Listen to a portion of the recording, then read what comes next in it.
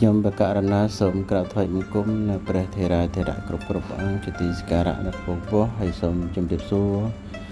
ពុទ្ធបរិស័ទទាំងអស់ជាទីស្រឡាញ់រាប់អានជាទីនឹករលឹកផងដែរហើយនេះគឺជាសកម្មភាព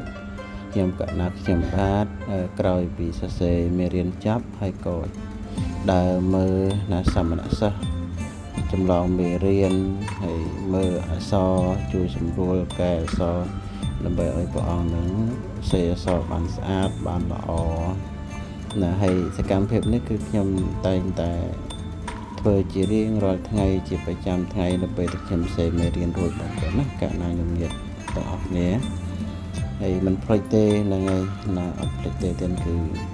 ជួយកែតម្រូវជួយណែនាំព្រះអង្គថាសេអក្សរយ៉ាងម៉េចឲ្យមានរបៀបមានរបបមានសម្ដាប់ធ្នាប់ល្អ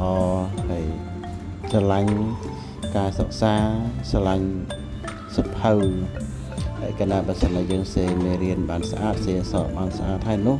សភៅគឺយើងនឹងស្រឡាញ់នឹងចូលចិត្តយកមកកាន់យកមកអានហើយដូច្នេះ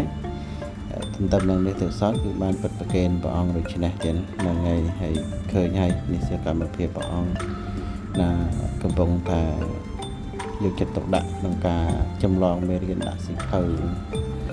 ហើយមុខវិជ្ជានេះគឺពិតប្រកេនកណាញោមញាតិពុទ្ធបរិស័ទគឺមុខវិជ្ជាគឺព្រះវិន័យបាទព្រះវិន័យហ្នឹងហើយអរគុណនិងអរគុណញោមញាតិពុទ្ធបរិស័ទកណាគ្រប់ព្រះអង្គហើយប្រកេនពរជូនពរហើយជួបតែសេចក្តីសុខចម្រើនរកទទួលទីមានបានសុខភាពគ្រប់គ្នាសូមជម្រាបលា